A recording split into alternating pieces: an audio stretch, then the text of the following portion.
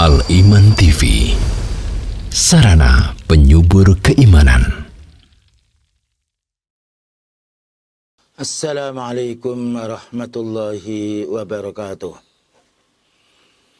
Innal hamdalillah nahmaduhu wa nasta'inuhu wa nastaghfiruh wa na'udzu billahi min shururi anfusina wa sayyiati a'malina. Man yahdihillahu fala mudilla lahu wa man yudlil fala hadiya lahu. Asyhadu an la ilaha illallah wahdahu la syarika lah wa asyhadu anna Muhammadan abduhu wa rasuluh. Allahumma salli wa sallim ala nabiyyina Muhammadin wa ala alihi wa sahbihi ajma'in, amma ba'du. Ma'asyiral muslimin wal muslimat wal mu'minin wal mu'minat wal ikhwa wal akhwat yang dimuliakan Allah Ta'ala. Alhamdulillah pada pagi hari ini hanya karena rahmat Allah Subhanahu wa Ta'ala yang Allah limpahkan kepada kita semuanya, akan perintah Allah Ta'ala yang baru saja kita laksanakan, yaitu salat subuh untuk kaum pria berjamaah, dan kita susul untuk menuntut ilmu syar'i.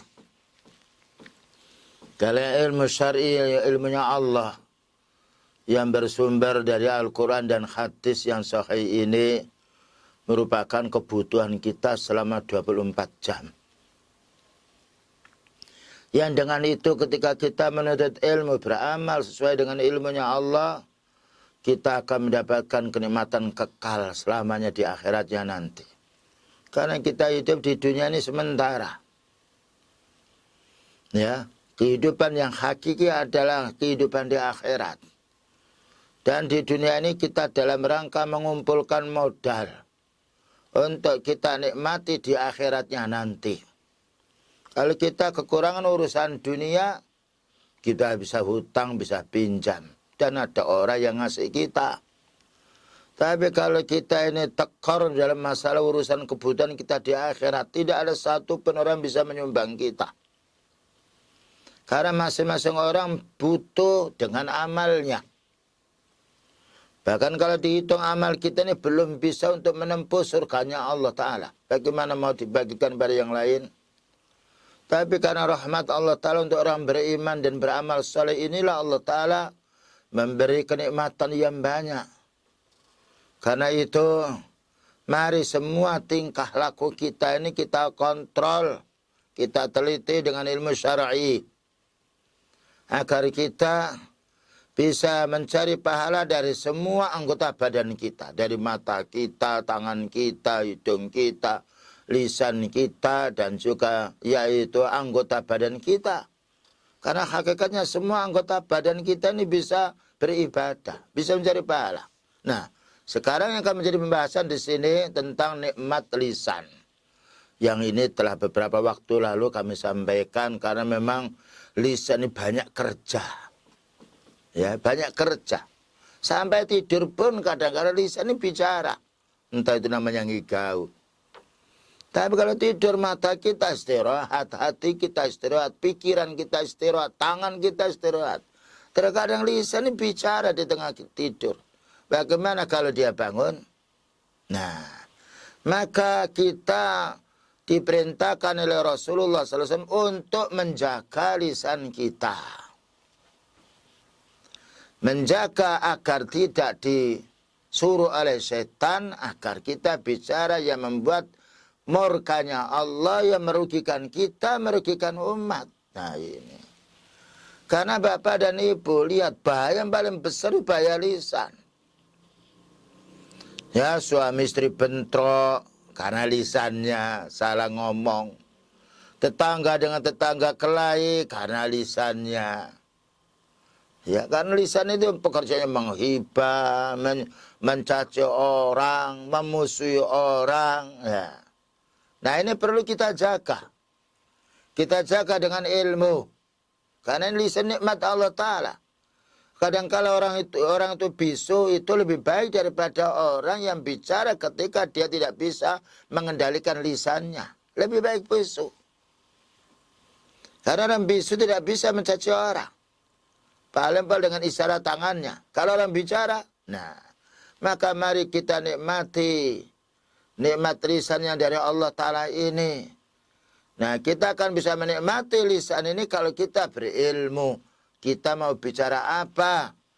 Yang menjadi tenangnya jiwa kita, yang menjadi tenangnya yaitu keluarga kita dan masyarakat ini.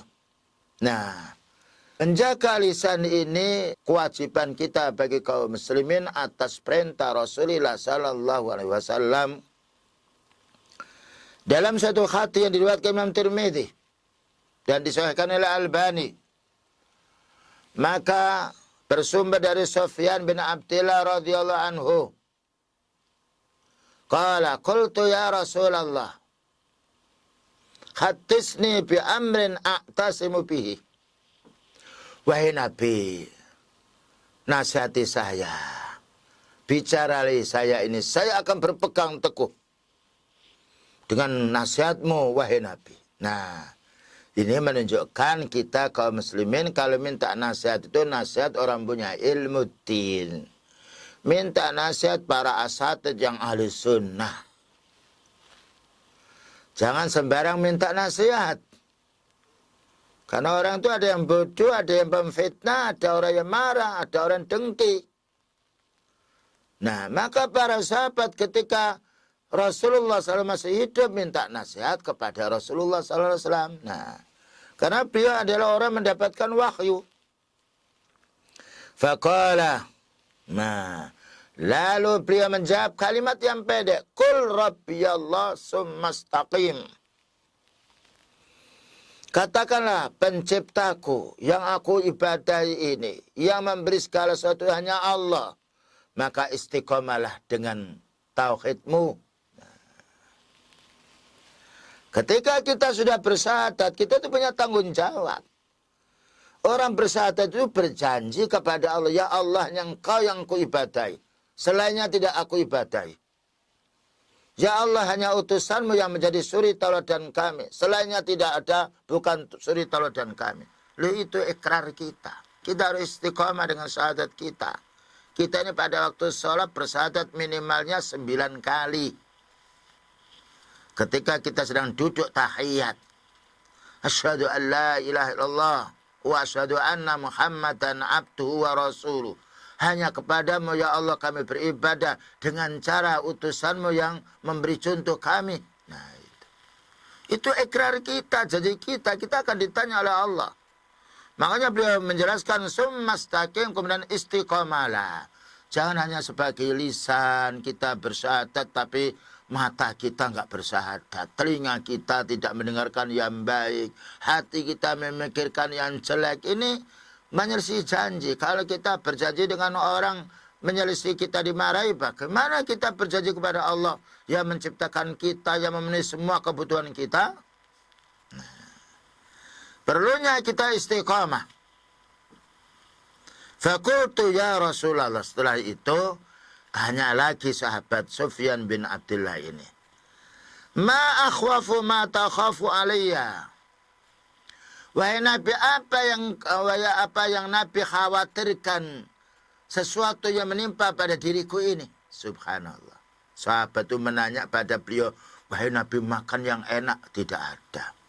Kendaraan yang mewah itu apa? Wahai Nabi, saya ingin punya rumah yang mewah, punya perangkat alat-alat rumah yang mewah. Tidak ada, itu bukan itu yang ditanyakan. Itu dunia ini sebentar, makan enak, satu porsi 1 juta hanya di lidah 5 menit. Kalau sudah keluar kotoran sama saja. Ya. Tidur kita yaitu nyenyak walaupun dengan rumah yang mewah ya tetap saja sama saja kita tidur. Yaitu beliau lihat orang-orang yang ada di naik becak itu ketika capek tidur di luar kena angin sepoi-poi sampai mendengkur. Loh, ternyata kenikmatan dunia itu bisa kita peroleh walaupun dengan bukan kemewahan dunia. Ya. Maka yang dikhawatiri oleh yaitu para sahabat, wahai Nabi, apa yang engkau khawatirkan kepadaku ini? Ini menunjukkan perlunya kita minta nasihat, wahai Nabi.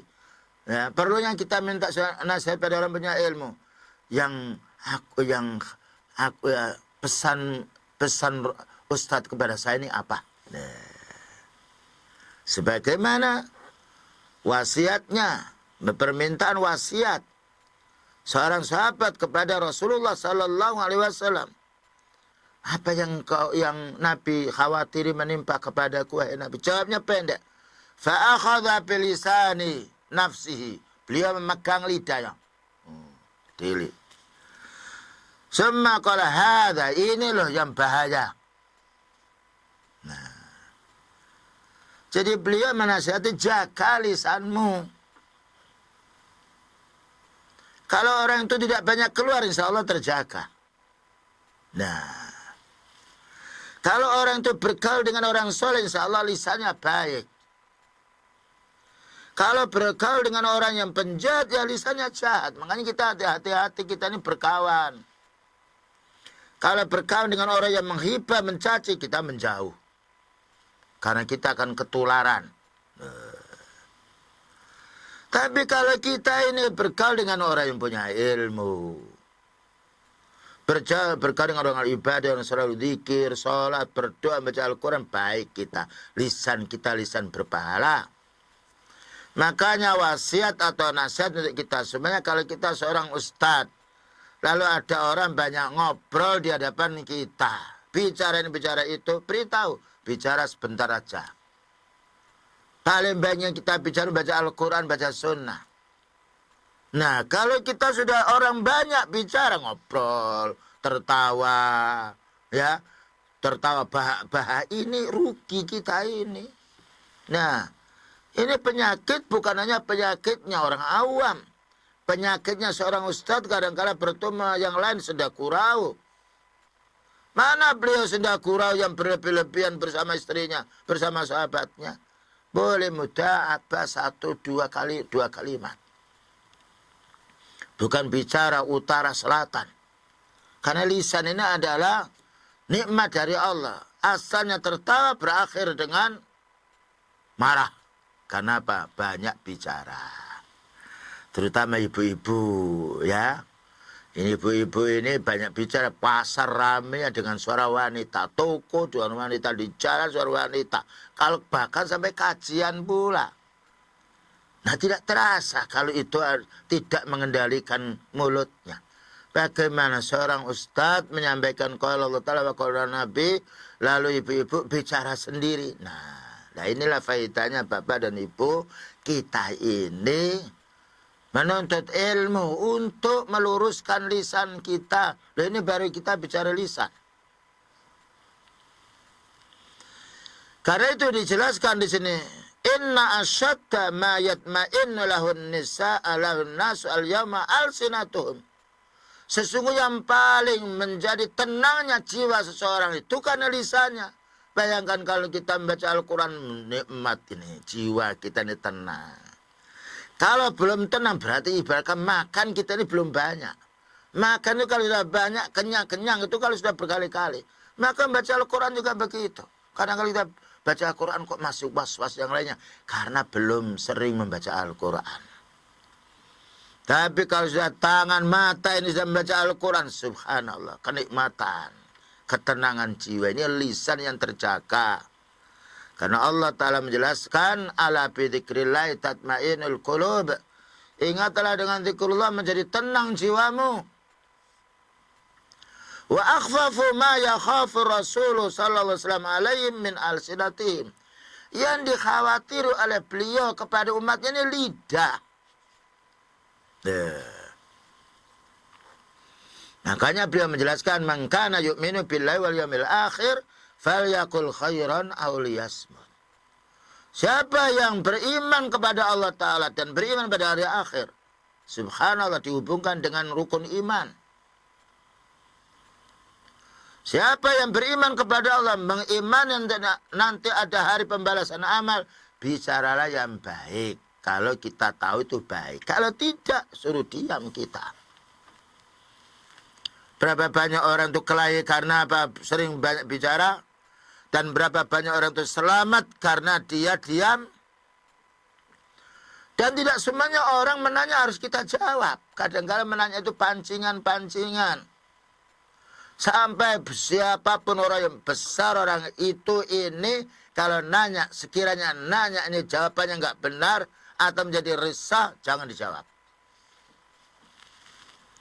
Karena orang nanya itu meminta. Bagaimana meminta mau memaksa orang yang punya lisan? Bicara, beritahu saya tidak mau menjawab. Beres kita.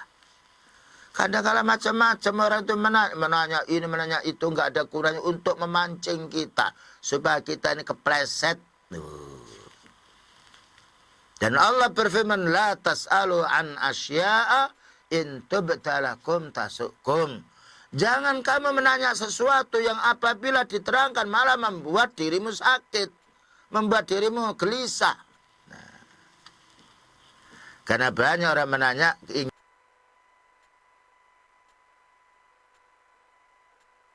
memancing. Ingin menggunjing. Rasulullah SAW bersabda, Inna akhwafa ma akhafu ala ummati kullu munafikin alimul lisan. Subhanallah, kalimat yang pendek. Tapi kalau kita rinci manfaatnya banyak. Inna akhwafa ma akhafu ala ummati. Yang paling saya khawatiri menimpa kepada umatku ini kullu munafikin, setiap orang munafik, alimul lisan, yang pandai bicara, pandai menipu, pandai merayu, pandai membujuk. Hati-hati ketika ada orang munafik itu orang kafir, cuma menampakkan keislaman, ya berdalil tapi hatinya memusuhi kita. Cuma bagaimana bisa membujuk kita dengan kata-kata yang halus. Nah. Bohong bagaimana tidak ketahuan. Makanya orang munafik itu mulutnya jahat. Idza hattasa kadzaba. Itu sabda beliau. Kalau bicara dusta, dulu kan lisan kan. Itu pekerjaannya orang munafik. Fa'idha lakul ladhina amanu qalu amanna. Kalau ketemu seorang ustaz, orang alim, kami beriman. Fa'idha khalau ila syayatinihim. Tetapi apabila sudah kembali kepada tokoh-tokoh mereka, bergaul sama orang munafiknya, qalu inna ma'akum. Saya ini dengan kamu loh. Saya ini temanmu. Innama nahnu mustahzi'un. Saya ini ketika duduk dengan seorang orang ustadz itu aku ini ingin mengejek si dia. Loh. Itu ketahuan bocornya mulutnya orang munafik ini dengan teman akrabnya. Makanya harus hati-hati. Ya. Jangan sembarang orang boleh menjadi takmir. Jangan sembarang orang boleh bergabung mengurus yayasan. Jangan sembarang orang jadi guru sama dengan kita. Lihat dulu dia munafik apa dia orang-orang yang ahli sunnah, yang betul-betul bukan sunnah lidahnya. Tapi ahli sunnah akidatan, walisanan, wa manhajan, nah, wa amalan. Nah, ini perlunya kita fahami. Jadi yang dikhawatiri, alhamdulillah, yang dikhawatiri oleh Rasulullah SAW umatnya ini, awas bergaul dengan orang munafik. Lemes bicara orang munafik itu. Menarik kalau janji-janji itu dusta. Wa idza wa'ada akhlafa. Kalau janji menyelisih, kalau kamu ikut saya, akan saya begini, akan saya begini. Ternyata setelah kita ikuti, lain. Jika dia berjanji menyelisih itu kan dosanya lisan. Ini orang munafik. Ya. Wa idza tumina khana. Ketika yaitu diamanati, maka dia khianat. Diamanati ini rahasia loh ya. Jangan dibicarakan pada orang lain. Maka dia khianat. Ya. Wa idza khasama fajara. Ketika membantah curang. Itu lidahnya orang munafik 4 ini. Hati-hati loh kita ini sebagai kaum muslimin. Jualan tidak boleh bohong. Bohong munafik. Janji tidak boleh menyelisih munafik. Membantah emosi, dia sudah tahu salah, yang benar saudaranya, dia yaitu curang, munafik. Banyak jumlahnya orang munafik di dunia ini. Kadang-kadang naudzubillah min dzalik, keluarga juga. Makanya perlu kita nasihati. Lihat pesannya Rasulullah sallallahu alaihi wasallam, kalimat yang pendek.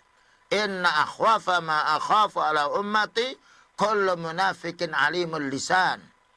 Yang saya khawatiri menimpa umatku ini orang munafik yang pandai menata bahasa, diplomat, merayu. Nah, ya, hati-hati. Berapa banyak wanita kena rayu orang munafik sehingga mengorbankan kehormatannya. Berapa banyak orang punya ilmu diiming-iming dengan harta. Ya, dijatuhkan ilmunya, tauhidnya, dan juga berhenti dari dakwah. Karena apa? Diiming-iming, dibisiki oleh orang munafik. Ilmu ini dari Allah, yang tidak bisa dihutang, tidak bisa dicuri. Tidak ada toko jual ilmu. Kalau jual kitab ada, jual ilmu tidak ada. Tidak bisa dipinjam. Jangan dikorbankan nikmat Allah Ta'ala berupa ilmu ini karena urusan dunia. Kadang-kala kita menjumpai orang kaya itu membujuk kita dengan dunia. Nah, kalau mau ini duit ini loh. Hati-hati duit ini jangan sampai membuat kita ini munafik. Sudah banyak. Gara-gara uang sudahlah. Menjadi bohong kita ini. Naudzubillah min dzalik. Gara-gara uang kita mencaci orang. Naudzubillah min dzalik. Gara-gara uang kita tidak bicara tauhid, tidak bicara bid'ah, tidak bicara syirik. Gara-gara uang. Orang munafik itu doyan duit. Ya kita juga senang dengan harta. Tapi jangan sampai harta ini menjadi sebab kita ini mati dalam keadaan kekufuran. Makanya hati-hati dengan orang yang ngasih duit. Ya. Ini untuk apa, Pak? Ada ikatan apa tidak? Kalau orang Islam mengasih sesuatu, nggak ada ingin mendapatkan imbalan, ingin supaya dilaksanakannya. Nah, tidak. Orang Islam ketika memberi hadiah ikhlas karena Allah Ta'ala. Beda dengan kita kerja. Tapi kalau kita ini kerja dikasih duit untuk merusak yaitu Islam, ya jangan mau. Bagaimana kalau kita di hadapan Allah Ta'ala? Nah, kita akan bertanggung jawab. Nah, selanjutnya. Wa ulama'ul lisan ha'ulai rubama kanu al-khanabil khujjah. Ulama-ulama bicara, makanya orang bisa menata bahasanya, ahli sastra, ahli dialog. Nah, ini kadang-kala mereka itu lebih pandai mengatur bahasa. Kadang-kala pakai sihir. Mana dalilnya pakai sihir? Iya. Ala wa inna minal bayani la sihran. Bukankah itu hati yang sahih? Ingat kadang-kala keterangan itu mengandung sihir. Makanya kita harus hati-hati siapa teman yang mendatangkan kita ini. Fulan datang ini mengkhawatirkan kita apa enggak? Kalau mengkhawatirkan, pergi kita. Enggak perlu suruh masuk rumah. Nah ini untuk keselamatan kita ini. Kita ini bapak dan ibu umur kita itu pendek. Bagaimana sudah tua nafas yang selalu dikontrol, kolesterolnya dikontrol, diabetesnya dikontrol, asam uratnya dikontrol. Lalu hati kita, akidah kita tidak kita kontrol, kita biarkan digoda dengan uang. Jangan.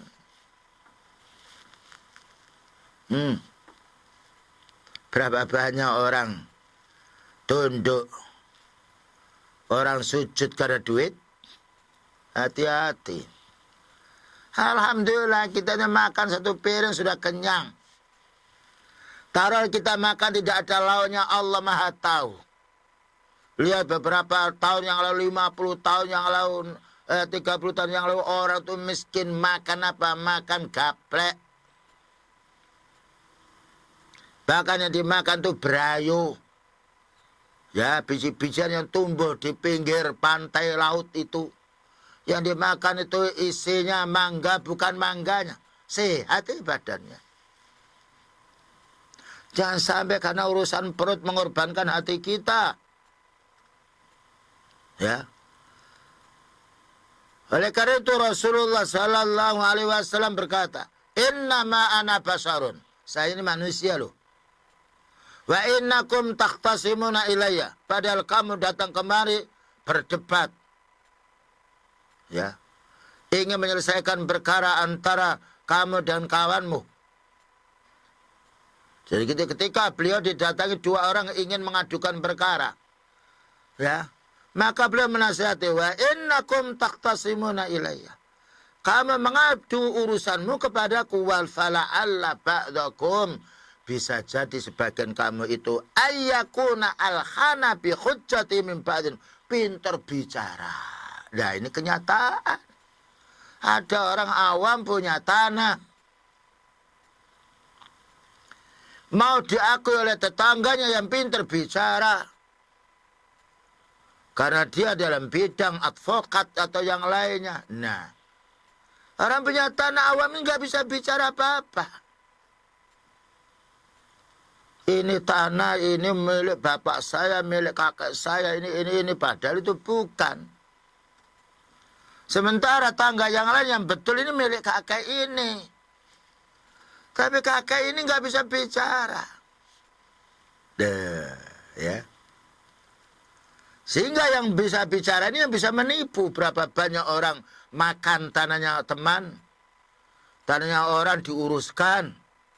Hati-hati ini. Dosa hubungannya dengan manusia. Diuruskan, diambil sebagian. Ya. Ya sebagian tanahmu ini sebagian tangguh. Padahal bukan tanahnya. Besok hari kiamat akan ketemu. Siapapun yang mengambil satu jengkal tanah. Tidak dikembalikan maka Allah akan menggali selapis 7 bumi ini. Satu jengkal dipikulkan di pundaknya berubah bara api. Loh itu kalau satu jengkal. Hati-hati Pak Tani. Ketika sedang mencangkul sawahnya, mencangkul kebunnya, jangan sampai makan tanah tetangga. Ini satu jengkal, yang itu hanya 15 cm atau 20 cm. Besok akan dikalungkan di lehernya berubah bara api. Sedalam bumi berlapis 7. Bagaimana kalau 1 meter, bagaimana hektaran diambil? Lah ini hati-hati. Maka orang yang pegawai pejabat ini, pejabat itu pertanahan, maka kita harus meneliti kembali. Si fulan ini bagaimana? Nah, ya jangan sampai kita ini bicara kita ini mengalahkan orang lain. Lalu apa kata beliau? Fa'aqdi lahum ala nahwi ma asma'u. Katanya beliau, saya akan mengadili kalian itu sesuai dengan saya dengar. Kalau beliau mendengar orang pintar bicara, wah ini yang betul, ini gak bisa bicara, ya kalah yang tidak bisa bicara. Hati-hati lisan ini. Faman qadaita lahu bihaqqi muslimin. Faman qadaitu lahu bihaqqi muslimin. Barang siapa di antara kamu berdua ini, hei saudaraku. Ketika aku memutuskan ini haknya orang muslim, haknya si fulan. Kok ternyata bukan haknya si fulan, haknya lawannya. Fa innama hiya qit'atun minan nar. Ini adalah bagian daripada bara api. Falyakhudha aw liyatrukha. Boleh diambil dan boleh ditinggalkan. Maknanya kalian sudah menghadap kepada saya, melaporkan ini barang ini. Kalau keputusan saya berdasarkan suaramu itu ternyata ini bukan hakmu. Kalau kamu masih berani masuk neraka, ya ambil. Kalau kamu takut neraka, ya kembalikan kepada haknya. Kami hanya menghukumi secara dohir.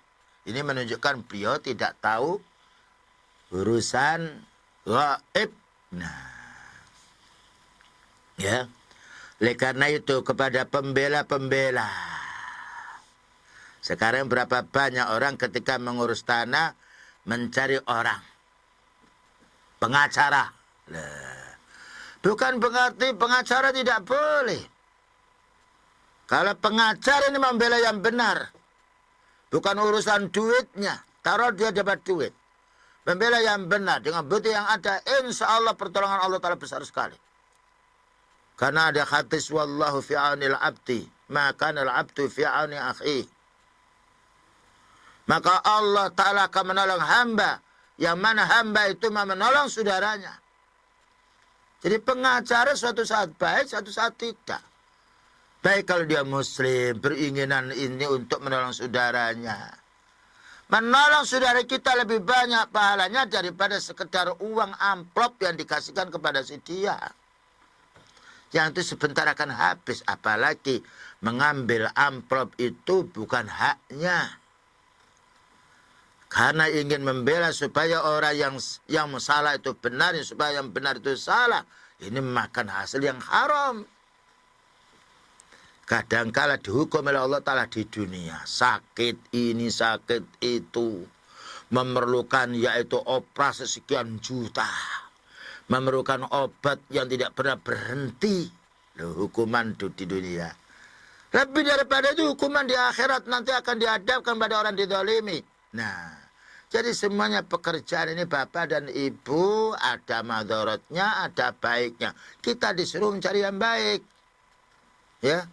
Bayangkan ini beliau loh. Ketika ada dua orang sedang berkelahi. Ya, datang kepada beliau. Maka beliau menjelaskan, barangkali salah satu di antara kamu itu pintar bicara. Pintar mengatur bahasa. Yang satunya tidak mampu. Tentu kan mengatur sesuai dengan bicara yang ada.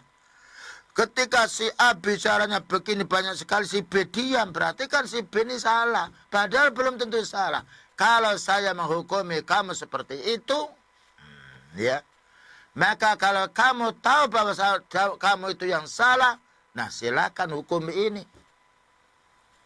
Kalau tahu keputusan saya ini salah, silakan kamu ambil. Dengan resiko kamu masuk neraka atau kamu kembalikan hak yang benar. Supaya kamu masuk surga. Subhanallah. Nah kita juga begitu.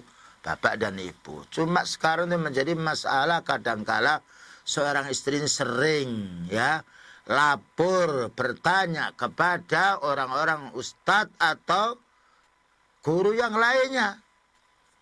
Bagaimana suami saya seperti ini? Sebetulnya kita tidak bisa mengadili.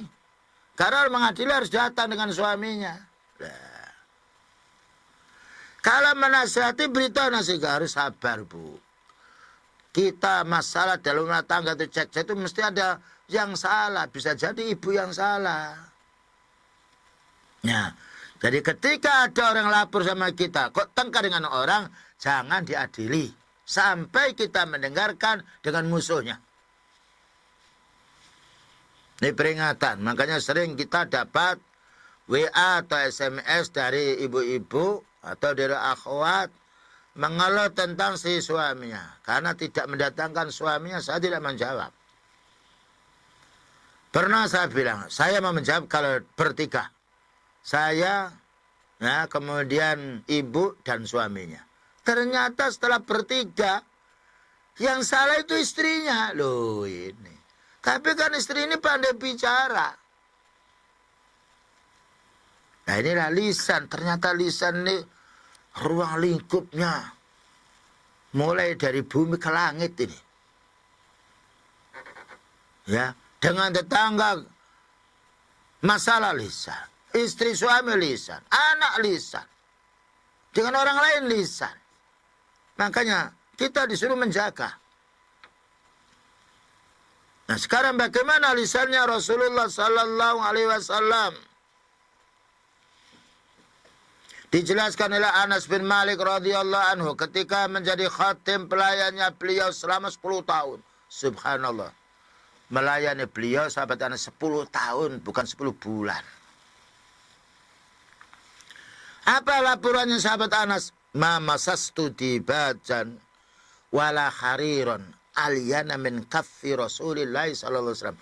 Belum pernah saya ini menyentuh sutra yang tebal maupun sutra yang yaitu tipis yang selembut semisal tapak tangannya Rasulullah sallallahu alaihi wasallam.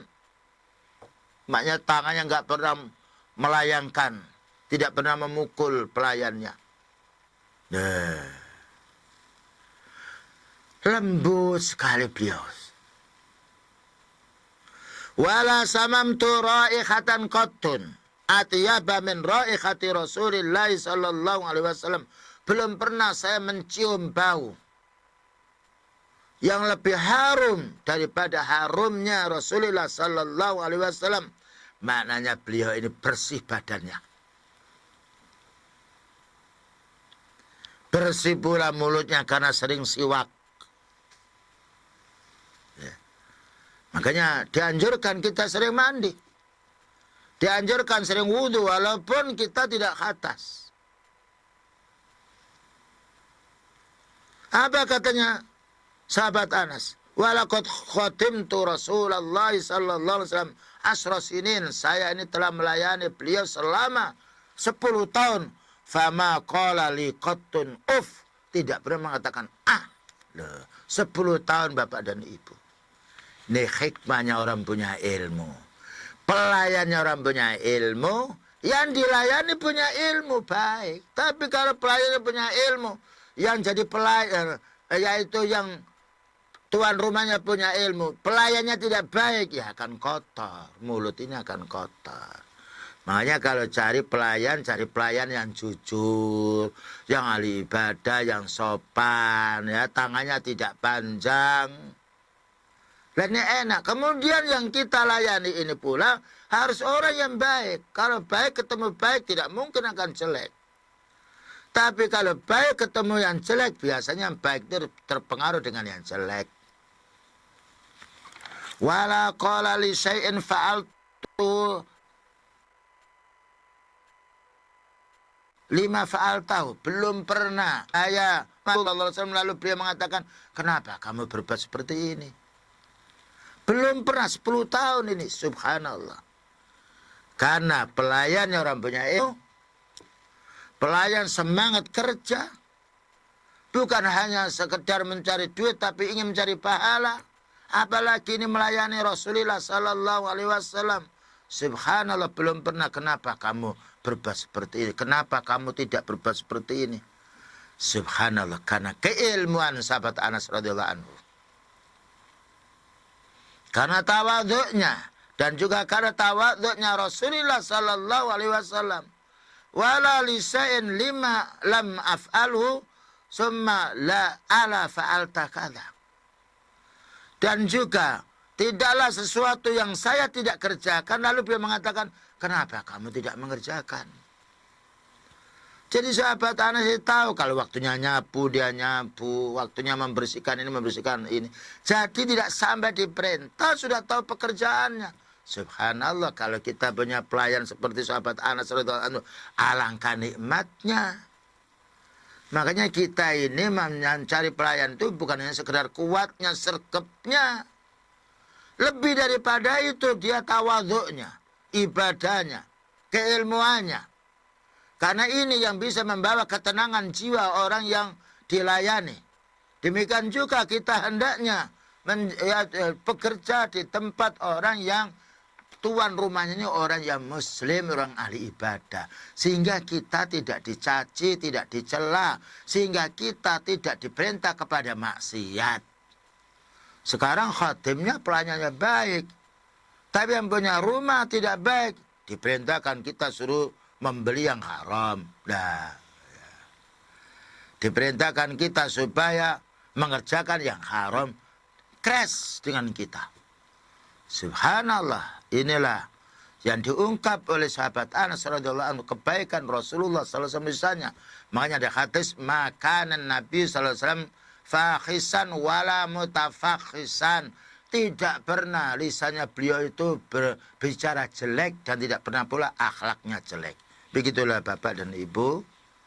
Hal yang harus kita pahami pentingnya kita menjaga lisan kita. Nikmat Allah Ta'ala bagaimana menjadi sebab lisan kita ke surga dan jauh dari api neraka. Wallahu a'lam bishawab. Al Iman TV, sarana penyubur keimanan.